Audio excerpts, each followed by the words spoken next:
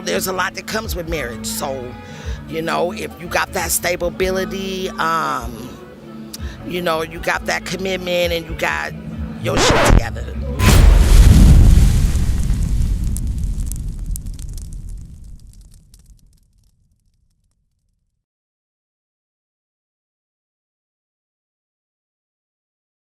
Hey, Shalom Israel, Most High in Christ bless. We're out here at the Emoji Fest, and I'm here with Sister Vera. Sister Vera, okay. Nice to meet you, Sister Vera. I know we've been talking a little bit. Now, the question at hand is marriage. Yes. What do you feel about marriage?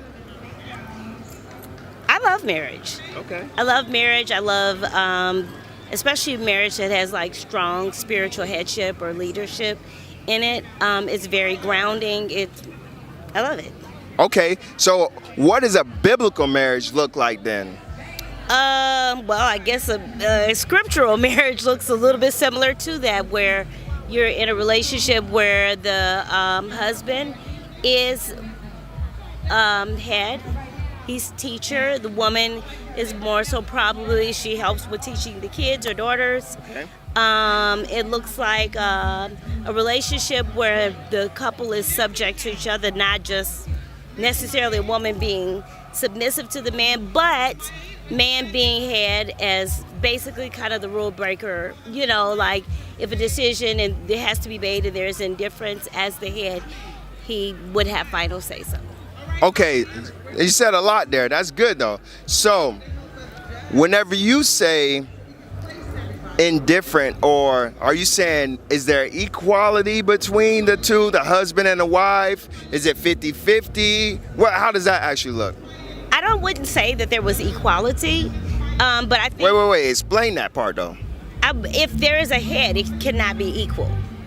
Okay. One is a head. So in the marriage, who would be the head? The husband. And the woman would be the what? She would... I don't know. What would she be? She would be the helpmeet. To help me, yeah. Just like, remember, with Adam and Eve, right? Yeah. In the beginning, Adam, then Eve was the wife, right? Yeah. She was his helpmeet. Good for him, right? Yeah. She would support him in his tasks and duties, what he has to do within the life. Likewise, what we read in Scripture.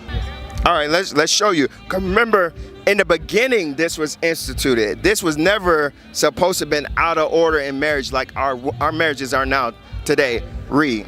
Genesis chapter 2, verse 18. And the Lord God said, it is not good that man should be alone. So it's not good for man to be alone, because he could be left to himself, to his devices, and go off. Read. I will make him an help meet for him. A help meet for him. That means she's a help that's good for him. Hey, AJ, nice to meet you, brother. So what do you think about boyfriend and girlfriend? Do you think God approves that? I don't know. I know God values and respects, a good marriage, especially under His word. But as far as just being boyfriend and girlfriend, I'm not sure. I do know that a lot of life lessons, a lot of things that is going to change you as a person is going to come from, being in a couple different relationships. So Now, AJ, do you have a girlfriend? I do not have a girlfriend. Now, have you had a girlfriend prior? Yes, I have. You have. And that relationship didn't happen, right? So do you feel that relationship doesn't happen, that you go to another person, another female, and if that doesn't work, you go to another female, and then another one, and then another one? I'm not a big fan of really kind of jumping from, woman to woman. I take like loyalty and faithfulness, things like that, very seriously. But it all just depends on the dynamic of your relationship, and what the problems are. Okay, I got you. Now, do you believe that boyfriend or, that type of relationship is in the Bible? The only word and verses that I hear when it comes to man and woman is always in regard of marriage. So I don't really hear too much about boyfriend, girlfriend. I don't even think I've ever even heard that word in the Bible. All right, AJ, so you had some good answers, your own opinion, right? But now we got to see the answers from God, all right? Give me Hebrews 13:4. All right, so now what does God see marriage? Now, you did say one thing correct. You never heard or read boyfriend or girlfriend in the Bible, but you did hear marriage. Read. The book of Hebrews, chapter 13, verse 4. Marriage is honorable in all, and the bed undefiled. The bed is undefiled. That means sex, right? If you have sex with that woman, you're going to have to what? Marry her. You're going to have to marry her. Read. But whoremongers and adulterers God will judge. But boyfriend and girlfriend, God's going to judge them. This is your This is my girlfriend, future wife right here. girlfriend, future wife. I like that. Okay, future wife. Now, I do have some questions. All right, we're going to get straight to the point. What do you think about God thinking about boyfriend and girlfriend? I think usually he finds two people that he feels that are meant to be with each other. And in my heart, I feel like I found that who is my girlfriend right now. And now we're just waiting for the right moment to be married and be one with God. And be one with God. Okay, okay. Now, what do you think that God sees how marriage is? He sees it as a test. Okay, a test. A test of finding out how strong your love is, your trust is, and how faithful you'll stay to your woman or your husband. Wow, that's actually pretty good. I like that one. Wow. Excellent. Boyfriend and girlfriend, right? So this is how he sees it. Hebrews chapter 13, verse 4. Marriage is honorable in all. So it says marriage is very honorable. It's a very good thing when you see a woman, right? And you're going to say, this is going to be my wife, my spouse, right? But And the bed undefiled. now, because that says when you're married, hey, that's your woman. What you do on that bed, that's your... But whoremongers. whoremongers, that's that could be a boyfriend and girlfriend. It is a boyfriend and girlfriend, because if that relationship doesn't work, you're gonna go jump to the next person, and the next person. That's a whoremonger. That's a male hoe. All right, read. And adulterers God will judge. Now there's a judgment for a boyfriend and girlfriend, because in order to be a judgment, that means there's a law that they're breaking, right? Here's the law on the judgment of being boyfriend and girlfriend when you break it. Exodus chapter 22, verse 16. And if a man entice a maid. Now, enticement, you flirt, right? Hey, how you doing? You get her number, blah, blah, blah, right? And then what? That is not betrothed. Because she's single. And lie with Now her. you have sex with her. Okay. Read. He shall surely endow her to be his wife. To be a what? Wife. Oh. But remember, you already made the act. You're right. So prior to the act, you should think like, hey, is this a woman worthy to be a wife? Or is it just lust? Okay. That I'm going for because she looked attractive, I got her number, we went out, and we had sex. But we shouldn't be doing that. That's why it says marriage is honorable. Do you believe that marriage should be before sex? Yeah. I believe that, yeah. It doesn't happen often, but I feel like, I mean, if I could go back and do that, I definitely would. I just think sex is more powerful than what it's given credit for in this day and age. You know, everything's physical in this day and age. Nobody's really focusing on the energy transfer, all the baggage that comes with all that, you know, but yeah, if she's your woman, cuddle her, you know, make her feel comfortable. If she's not, that's on you. That's whatever you decide to do, you know. There's a lot of things that we got to know, but one thing that's mainly we got to stand upon is God's laws. Now, here's one law right here. We're going to read that. The book of Exodus, chapter 22 and verse 16. And if a man entice a maid that is not betrothed. That's like if you flirt with a woman, right? And she's single. And then what? And lie with her. You have sex with her. Now that bed is defiled. Read. He shall surely endow her to be his wife. You see, he must marry her. But whoremongers, boyfriend and girlfriend, God's gonna judge. Okay, let's say you get married in this society, right? Is there a specific order in marriage? Meaning, is there a 50-50? Is there Clearly God's first, and then the man, the wife, the one, you know, and then the baby. But as far as 50-50, that's a debatable topic in this day and age. Me personally, though, how I came up, I've always been taught to be a provider. And it's never been like an issue. Like, my thing is, if I'm in the position to be able to take care of us, I'm gonna do that. The only time 50-50 would even come into the picture is if I fell down on my luck and I need you to help, you know, until I get back to where I can, you know, hold it down for both of us, you know? And, but yeah, 50-50, it just depends on, it's different relationships, you know? Different stuff works for different people. But me, I'm gonna be that man to take care of my family because that's just what I want for myself. Gotcha. All right, a provider. Now, how about this? How about when you're providing, who do you believe that should be head of the household? How I see God sees it is 100% the man's the head of the household. You know, there's like, and I don't mean to say it in any like misogynistic way, but like there's no really area or place in this world where women run something. So we got to show order according to marriage. Now, this is the order of marriage. The book of 1 Corinthians chapter 11 and verse 3. But I would have you know that the head of every man is Christ, and the head of the woman is the man. So who's the head of the woman? The man. The man, read. And the head of Christ is God. So there's an order. There's God, Christ, man, and then the woman. That's never changed. It cannot change, but now this society has changed it. So that's why we got to go back, keep this honorable marriage as it says, or we will be judged. Now, AJ, hearing from this word, learning from you just got from these scriptures, are you going to take the marriage, the whole concept of it now, according to the Bible, more serious? Absolutely. In marriage, there's always an order, right? What do you think the order is? What do you think the order is for yourself in marriage? Meaning, who should be running the marriage? Who do you think should be running the marriage? I always think it's 50-50. It's not even 50-50, it's 100-100.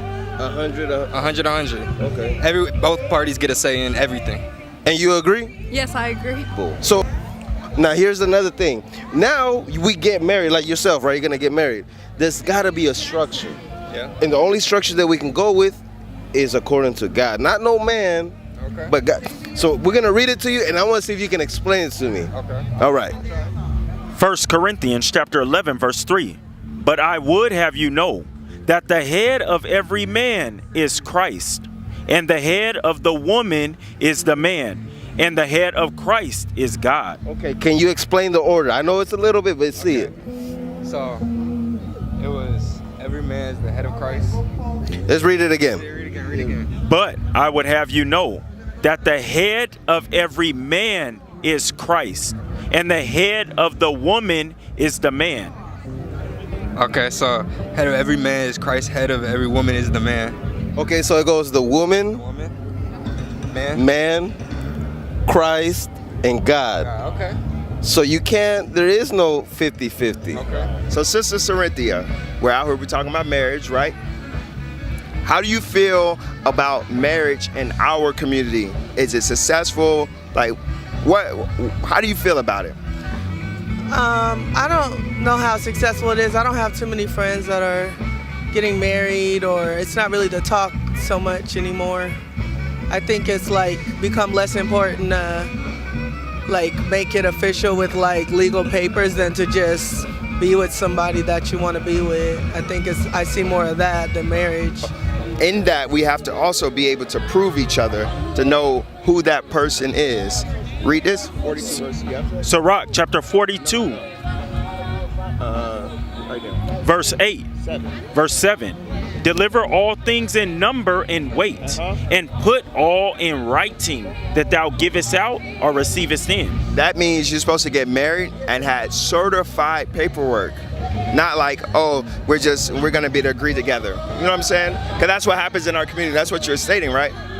You're supposed to be married. That's honorable. And we're here with Monica. Monica. Donna. And Donna. We out here with these two sisters. We're going to ask them some questions right here pertaining to marriage. So now real quick, sisters, what do you think about marriage?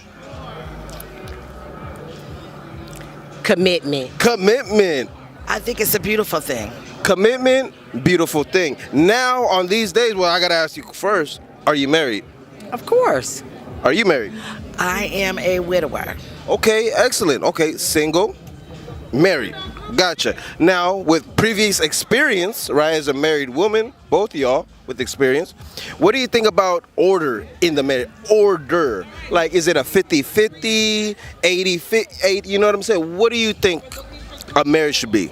I thought it would be a 50-50 thing, but it came down to be whoever could handle it at that time. Because sometimes there's things that I'm just not going to handle that he handles better than me. And he does all of it. And then there's sometimes that we do it half. Sometimes it's 30, 70. Sometimes it's just who can do it the best in my relationship. In your relationship, how about you, sister? In your experience? Well, I was well taken care of, so I was kind of on the privileged side. But he was a very good provider, a very good man.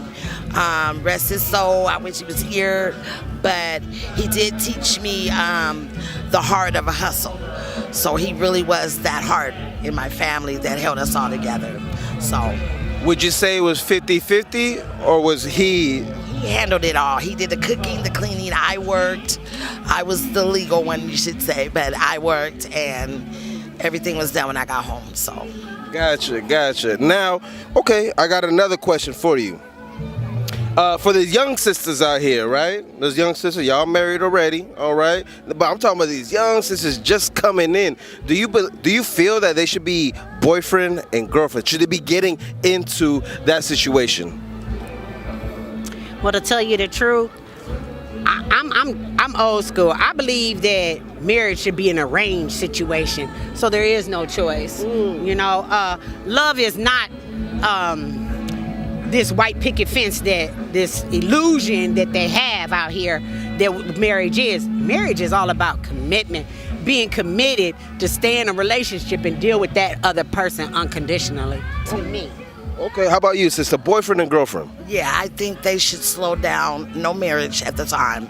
I think finances, there's a lot of things that need to be in order. Finances, your emotions. You know, there's a lot that comes with marriage. So, you know, if you got that stability, you know, you got that commitment and you got your shit together, you're gonna make it. Or, I'm sorry, got your stuff together. Got your stuff together. I like that. Now, guess what? We're gonna read it out the Bible. Not out of man, out of God. Come here. Come on back here. We're gonna go ahead and read it real quick. All right. Now we're gonna go and talk about this marriage. Give me Hebrews 13:4, because you said commitment. Exactly. You guys actually said really good things that I haven't heard from a woman yet. Let's read. Hebrews chapter 13, verse 4. Marriage is honorable in all. It's honorable because you committed to that person. Read. And the bed undefiled. Because that bed, between what you guys do, it's you, because you guys are married, right? But whoremongers. Hold on, whoremongers. That's another term for male hoes. So there's hoes and male hoes. What's gonna happen to them? That's boyfriend and girlfriend. That's the jump off, right? Read. And adulterers, God will judge. Yeah, there's a judgment. Now, in order for be a judgment, there gotta be a law they're breaking, right? Because if you get sentenced, what crime did I commit? This is the crime. Read. Exodus chapter 22, verse 16. And if a man entice a maid that is not betrothed, and is single, and lie with her, and have sex with her, he shall surely endow her to be his wife. To be his what? Wife. Oh yeah, that's Bible. You gotta. So hey, no, we got, like you said, you gotta slow down. You can't be doing that. Now, before you guys go, you can actually teach these, because you heard this right here. Give that message to these young sisters. Come on, real close. Last script. It's the last one. It's the last one. Read. 1 Corinthians chapter 11, verse 3. But I would have you know that the head of every man is Christ. Christ is man, right? It goes Christ, man. And the head of the woman is the man. Is the man. Read. And the head of Christ is God. So it goes the woman, man, Christ, and then God. There is no 50-50 on that. It goes that order. All right, sisters? What is a nation?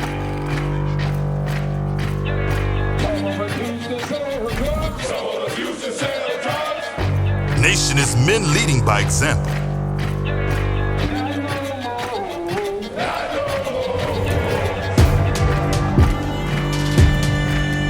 Nation is family.